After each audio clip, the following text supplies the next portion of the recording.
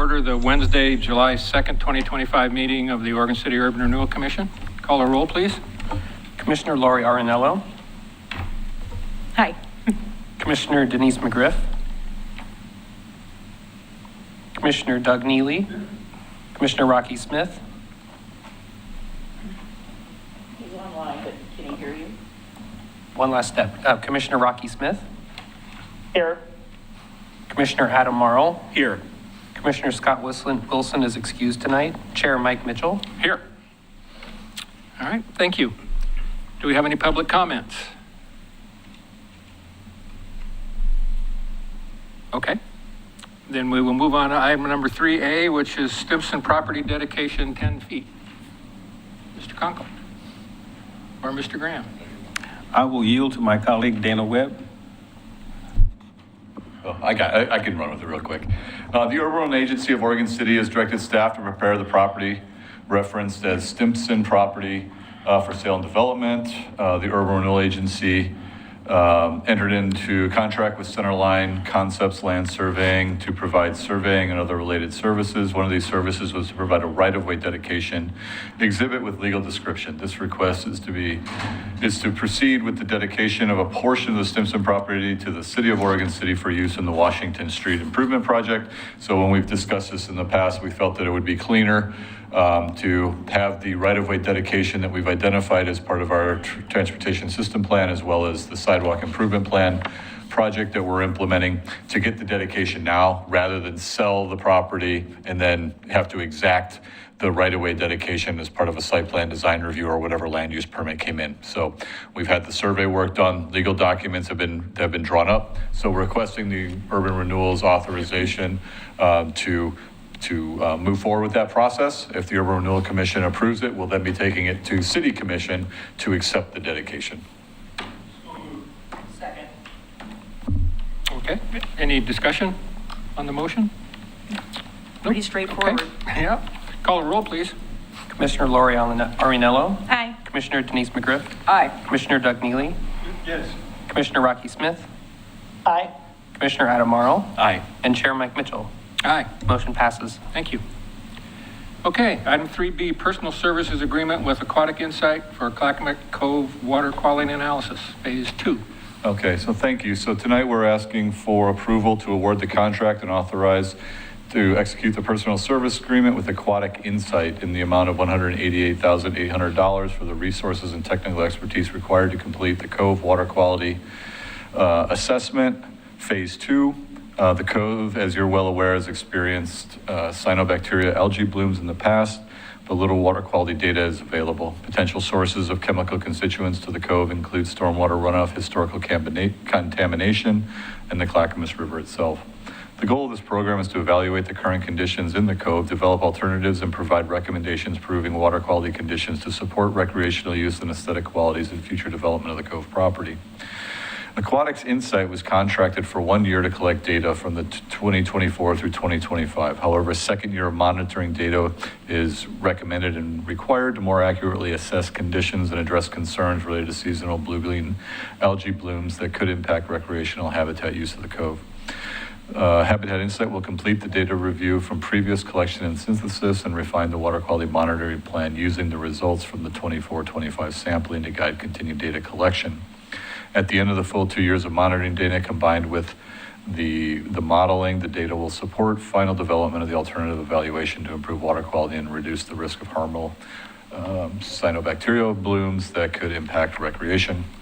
So as you recall, we did enter into this contract to do that work.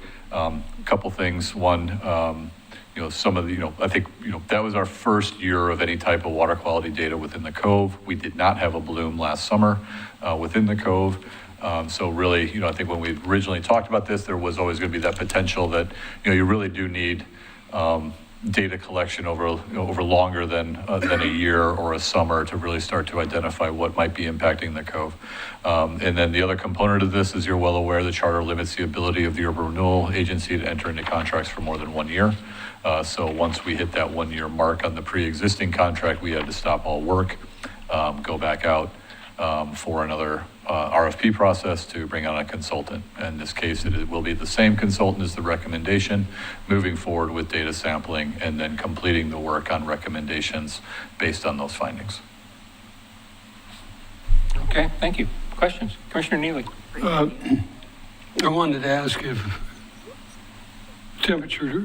we had temperatures from previous years and temperatures from this last year, so we can know what the temperature situation, whether it was a cooler year last year.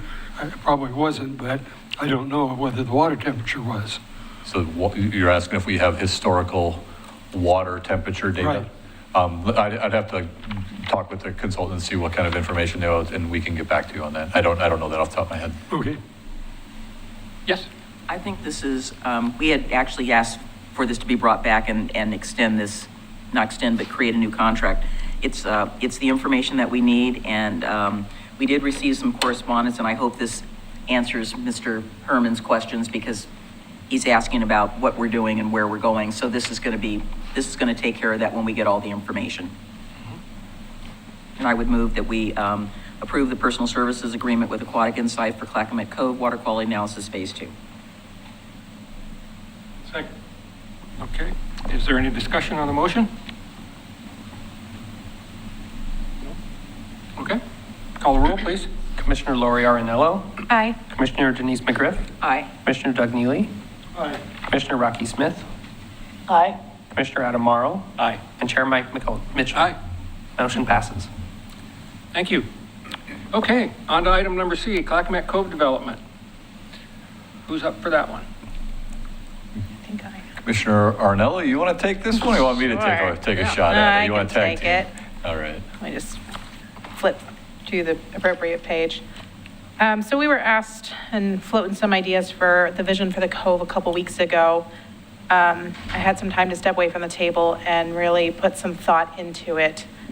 And I was inspired by a couple of other cities, other models that I've seen of the Cove, one of them being Beaverton. They have an old quarry that they've turned into kind of an economic center.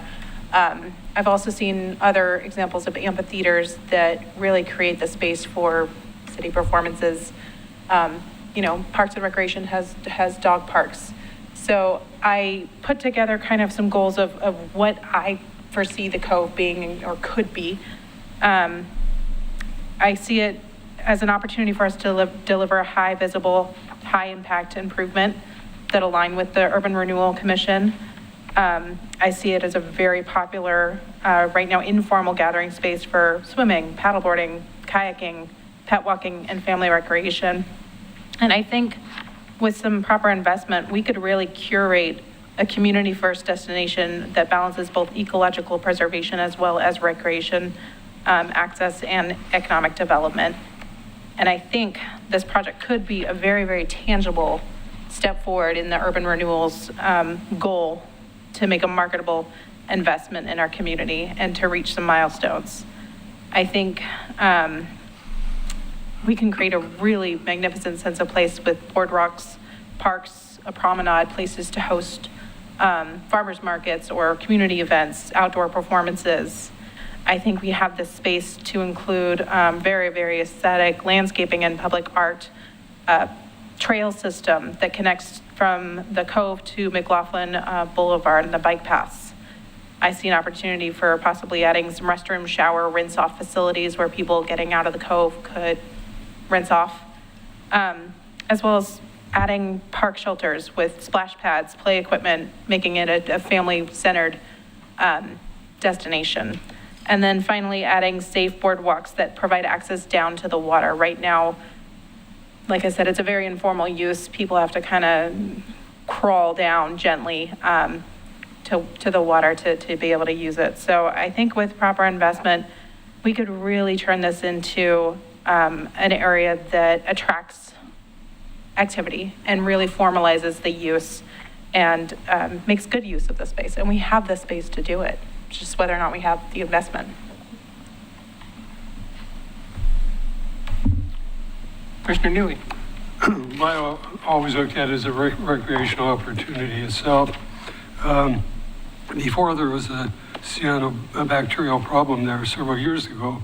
It was part of a marathon where it was a multi-marathon and people actually swam across it as part of a marathon.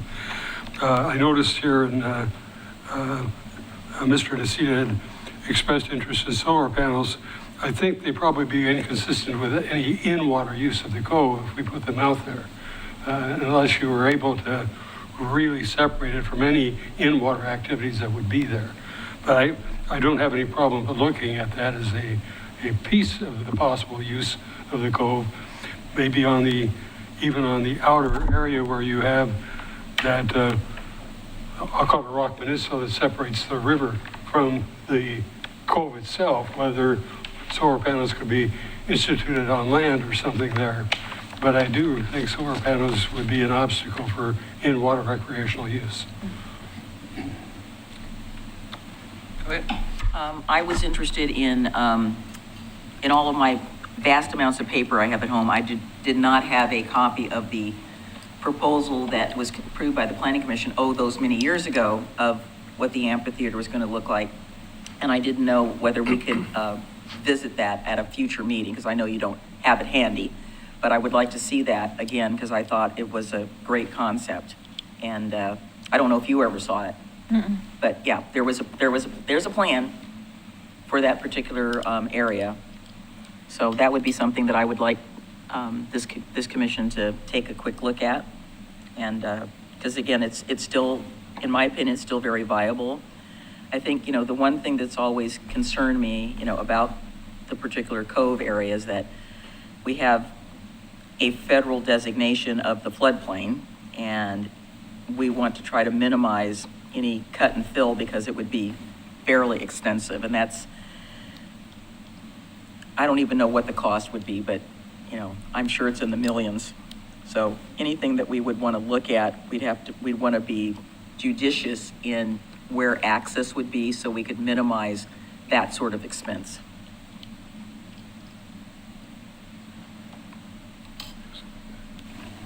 Commissioner Smith, I know this has been a hot button area for you for quite a while about what has and hasn't happened, or what's been proposed and what turned out. So care to share your thoughts? Well, I love the paperwork that was submitted and just shared.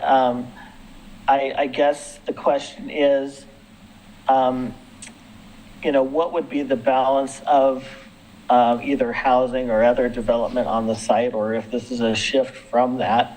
I'm actually starting to appreciate a shift away from some of that and have it more of a park space and not to say that it shouldn't be, that it shouldn't have any mixed use. I definitely think it should. I think there's a nice balance there. I would love to see the Cove more of a park space, though, than it was considered in the past with so much development. So I think there's a balance there. Commissioner Neely. Yeah, I'll come back to the residential use too. I think there is a balance there. And minimizing the cut and fill, I would say the bank on the eastern side is very steep. And I think the opportunities to permit pulling some area out of the floodplain would be there by pulling back those banks so they weren't terribly steep. And I think access to would be improved in the process. And you're talking about the end toward west, toward that facility? Yes. Okay. Commissioner Morrow, any thoughts? Well, first of all, thank you, Commissioner, for putting this all together. I really appreciated the work that went into putting this together, and I think this is a good way to kickstart further conversations as to what this might look like. Do you know, or does someone know when the last master plan was approved by the Planning Commission? I think Tony can probably answer that. It's been, I would have to say 15 years, Rocky, would you say it's about then? No, it hasn't been that long. When it's about 10? Yeah, that'd be closer. Yeah, so I think that this is a good opportunity, having this before us is a good opportunity to revisit that. Not that it necessarily needs to be changed a whole lot, and at least from my my surface level knowledge of the old plan, a lot of those are reflected in this proposal Yes. as well. But there are also areas that can be added upon. I just wonder what the next steps would be if we were to agree on a vision for this, how we actually get the ball rolling, considering the limited public financing that we have for this and the cut and fill requirements. So yeah, I think this is a great start to that conversation. Did you find it, Tony? It's getting there. Yeah. So I guess I agree with Rocky as well. I think we need to revisit. I just, in today's economic climate, even trying to project 10 years into the future, even if we had all the money in the world to spend trying to do some of that cut and fill, we have to balance what the return on investment is. And I think the investment that we need to look at for that area is to put some of it into recreational use, as was proposed in the original master plan, and really kind of take a look at and rethink. And I think Commissioner Smith is correct. We need to rethink some of the mixed use component.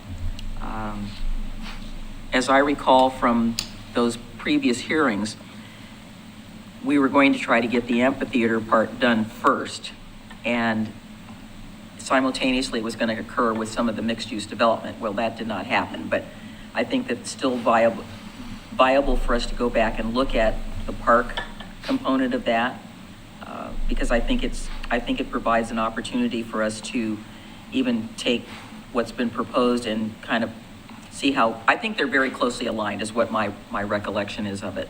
And I went online and looked at some, very small old pictures. Real quick. So it looks like the proposed Cove development project dates back to a concept development plan, CP 0805, that was approved in 2008 and 2009. And then the last land use decision on the properties was a general land use application, GLUA 1840 in 2019, which included master plan amendments, detailed development plan, floodplain subdivision, natural resource overlay district, and geohazard for mass grading of the Cove and waterfront apartments. So there's, a decade or so in there of submittals and amendments and refinements over time. Right. Well, first off, I'll start by saying the same thing everybody else has said. Thank you for this work. It's really impressive, and it really got me to thinking probably bigger in terms of the balance between how much is going to be commercial or mixed-use development as opposed to how much would be public facility. And obviously the line of, more public facility and less increment coming from our tax revenue coming from private development, those lines kind of cross. And so how do we pay for it? How do we, in light of all the other things that are in our Parks Master Plan, how do we land, and how do we even have the conversation with our community on what that right balance is, knowing that more public space means more expense? The good news about a lot of what you've proposed here is it wouldn't have to be up out of the floodplain. I don't know about, I wouldn't think an open picnic shelter would be a problem. Trails certainly aren't a problem. Walking paths, dog park, whatever it is. But then you start building buildings and think about that area and the height that the existing apartments are at. And any building is going to have to get up to that level to start with. 12 to 18 feet above the... Yeah, Yeah. Which is... A lot. That's a lot. That's a lot. That's a lot of dirt. But the other side of it is how many opportunities do we have like this? And this is the one, especially the water aspect of it. People want to be near the water. Yeah, but, so let's, even if we assume, and I'm willing to assume that we can come to some sort of solution on the water issue, the big challenge still becomes that floodplain, and how do we how do we balance public-private? How do we work together on it? What's the right balance, knowing that it's going to be an expensive proposition? Commissioner Morrow. Thank you. I'm glad you brought up the Parks Master Plan, because that just kind of got me thinking, as we've gone through that process the last couple of years, there was a recurring theme to me, which was that people were pretty often saying, please pump the brakes on the new parks and focus on the existing ones that really need to have those maintenance investments to just keep them going right now. And so I do think that future parks and recreational activities at this site would be great, especially given the floodplain considerations. But at the same time, you talked about the lack of a return on the investment there that we wouldn't get from the increment. But also, I think that having gone through that process for the Parks Master Plan, that it seemed to be very clear to me that residents want to see our focus on existing facilities. I would agree. Our community is definitely interested in bringing the parks that have deficits up to a standard that is acceptable in what's in the master plan.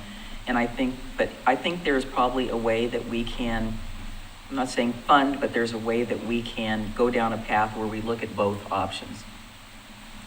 Both options meaning? Looking at how we create a new park and how we deal with the existing ones. Okay. It's worth a conversation so that we're not excluding one over the other. But Adam is correct. That has been a priority for our community. Yep. Even Commissioner Neely. Sorry. No, go ahead. No, go ahead. When we've had a good thing that we could put forward to the public that required bond funding, we frequently would get. And if we could identify that area that would only belong to the city as a recreational area, and we had a good plan for it, people could see we had a good plan for it, I think it'd be a potential for a bond at some point. We have a great plan. We just got to look at it again. Anything to add? No. Okay, we'll keep going back and forth here. Adam, do you have anything more? I agree with Commissioner Neely. It's just that if that were to be the direction that we're going, that would be a city conversation rather than an urban renewal, at least in my mind. I know that we could go out for the debt, but I don't think that's necessarily something that we see the Urban Renewal Commission handling as opposed to a city bond measure. Right. As I look at it, what urban renewal has to bring to the table is owning the property. Yes. Right. But when it comes to taking on debt, that would be the city and not urban renewal, because I don't think we want to go back into the public facility with urban renewal money discussion. But I think Doug is right. I think this is a different type of facility. Oh, it is. And It is. because we don't have a lot of really good access to the Willamette, this would be an opportunity to, once we know that it's safe and it's clean, I think this would be an excellent opportunity to look at a way to get people near the water. I mean, people like to sit and look at it. They like to boat on it. They like to surf on it, whatever they're doing. They like, people like to be touching that. To me, it's really unfortunate that it's in such an awkward spot on the edge of the city. Of course. Because imagine an indoor aquatic center and an outdoor aquatic facility in the same spot. It could be phenomenal, but it's so isolated. I don't think that the location doesn't serve real well for that. Jack Parker wasn't thinking about that when he started digging it out, of course. I'm sure that was the furthest thing from his mind. Yeah, I'm sure. And I think harnessing and reinforcing the informal use right now could be just a great way to generate interest. Exactly. And to generate and make an investment in more parks, more structure, more clean facilities, and use what we have, which is a wonderful urban space that has a water feature. Yep, not many cities have it. And a small step in that direction would help us build public support. Yeah, it would be a marketable Exactly. win. Yeah, and maybe it could be done for not a whole lot of money. I think so too. And there are still some parks and recreation grants and funds out there to to build things and, you know, I would. Today, at least. Today, yes. Yeah, I was going to add that caveat as of, you know, as of today. But I would think that besides the land, urban renewal could be a partner. So that's kind of how I see it. Well, how do we move forward? Well, Tony's That's going to the- get us the old plans, that's so the we real can take a question. look at that. We could review that at our next meeting. So you could kind of do the look back. Yeah, I think, you know, that could be an option. You know, we could try to dig up some of the more, you know, the conceptual drawings, you know, what the ideas were, what the thoughts were as it's kind of progressed through time. Almost like a little mini charrette of, you know, the transformation. And I think it would be interesting to That's a think great about plan. this balance, right, of development versus recreation, right? Like when we did the Blue Heron property, right? We had 3 scenarios, right? Very, very dense urban, what we kind of called middle, and then very underbuilt, right? And so I think that's kind of the same conversation of open space and recreational space balanced against economic development, commercial development, right? You know, I think that's probably the place to start, and then we figure out, you know, I could certainly see where urban renewal would have a role as the owner of the property preparing commercially developable sites, right? That just happens to benefit park creation, right? I mean, you could see ways that these complement one another if we get to a point where we start to discuss, you know, how do we pay this? How much do we build? What does the phasing look like? You know, those type of discussions. But I think it feels like maybe the first discussion is to just look at where we were and where we've come. You know, I would probably say they're all very, very similar. You know, you're not going to see drastic changes in proposed uses on the property, at least as far as I recall, going back to the original land use application. But, you know, it is interesting to think about. You know, we talk about Clackamette Park, you know, there's a connection, you know, you connect under 99E. I mean, you could open up a significant portion of the Clackamas River tying down to the Willamette. When you think about parks and open space and trails, you know, that was the whole concept of the trail along the Cove originally, to get from the connection over to Gladstone, right? And then connect that into, you know, by Sportcraft into the Willamette Terrace, you know, eventually down 99 to the Blue Heron property or into downtown, right? I mean, that was the original intent of that ped bike connectivity along that area. Yeah, I'll just say my recollection, because I was on the planning commission when that came about. And my recollection that we're going to find is that the commercial and residential part of it is a lot more spelled out than what the public space amphitheater might look like. It was kind of like, we're going to put an amphitheater over here, but there was never much of a commitment. I don't think any kind of design work or anything on what that could be. But I know part of that was to get the cut portion of the cut and fill. Correct. Yeah. Yeah, there was a nice design, if you recall. Yes. Yeah, I do. And yeah, it had a nice promenade in front of buildings. It kind of went up from where the stage was up, so that it was, you know, tiered seating and very nice.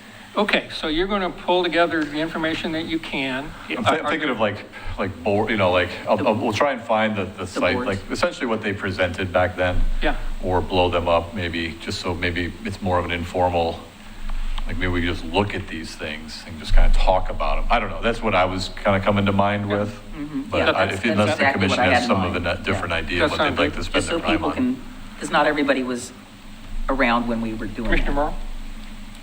Yeah, and that would also provide a good opportunity for us to then go out into the community and see what it is that they want, just as you were talking about, what is that balance, and you were talking about it as well, what is the balance between recreational and commercial? And I do agree that maybe the balance away from the residential part of it, given what's already there, is something that's probably going to be called for by the community as well. And so I think using that as a starting point to refresh all of our minds as we go out and talk to residents and hear from people about what they would like to see at this site.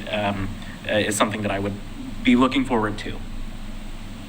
The other thing that would be interesting to explore would be, now that the Rite Aid store is vacant, we had always talked about, in the past, about taking some sort of concept, bifurcating the Oregon City Shopping Center so that there was some access through it. And even though this is not in the middle, it's kind of on the end, it still could, I mean, not that they would ever tear it down, but let's think big. Think conceptually big, that it could really, do something for that facility. I remember one of the things that we talked about years ago on the Planning Commission was they've got all that parking, and the only time I've ever seen most of that parking filled up is the one that's closer to Coastal. That could be, it could be mixed-use development there. It doesn't need to have all that parking, and to open up that back so that the Cove apartments are not, facing these, massive walls with loading docks on the back of it's an interesting concept. But the other thing about the Cove that would help is that, the city of Gladstone got their grant for the pedestrian bridge. Right. So there's going to be better access between our two communities. And again, this ties right into all of that. So that's just like an interesting phase. And that's going to be completed. So it's all ready to roll, except they just got to finish the construction. Great. Is there any specific information that anybody's looking for in what Mr. Conkle's going to put together? I don't think we need the whole land use application or anything, just maybe the information about that particular portion of the Cove. Okay. Do we have any environmentals on? I'm sorry, what, I missed that.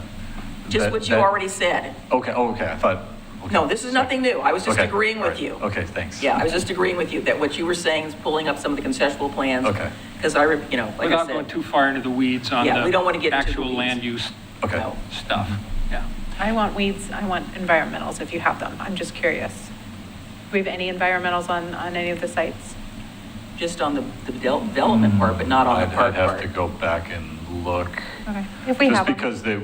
because it was a planning level Document. approval, I don't recall that there was any of that. like soil testing. Yeah, If I find it, yeah. I'll come If we have across it, great. If not, I know we did some, the city, when It we might built have the been path, with Mr. Darrow, but that was a who long, knows? long time ago.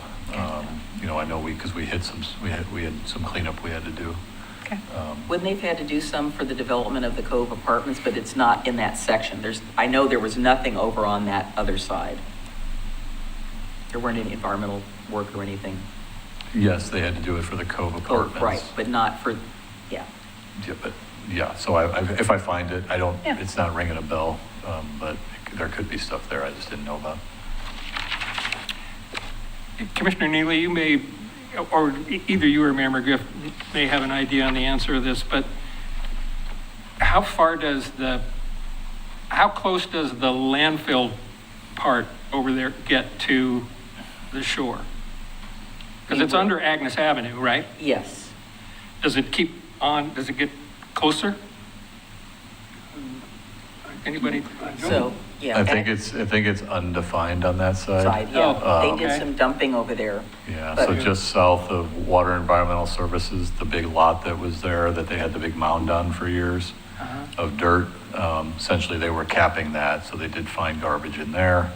It was not a defined landfill like we have on the other side. Where the, So I know, I think there are pockets here and there.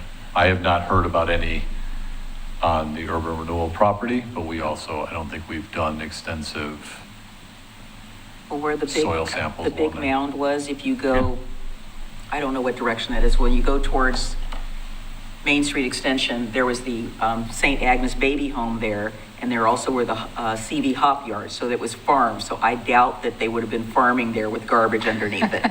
So Okay. from that area where the home was, that was all agricultural land. And then everything kind of towards the Tri-Cities plant where they put the big mound, there's definitely some stuff there. Stuff, yeah, okay. But you know how Agnes Avenue used to be? Yes. Yeah. Yeah, it used to be fun to drive on. Well, it's still like that a little bit, still like that a little bit. I walked it when we went down to look at the big pipe, and you're kind of walking in these little dips, and that's where it's still settling, it's still doing its thing, because there's some garbage under there, or debris or whatever it is. Anything else on that, on this topic? Nope. Once again, thank you for your work on that.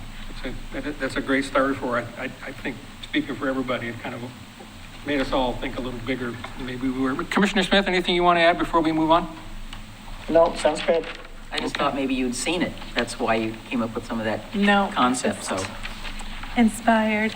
I lost my... Well, maybe it was transmitted to you by osmosis. I think so. Okay, so we're on to communications. I do not have anything else for tonight, thank you. What about 10th and Main? What? It says on our, oh, sorry. Nope, never mind. Never mind. Okay, anything from any of the commissioners? All right, we're adjourned. Thank you.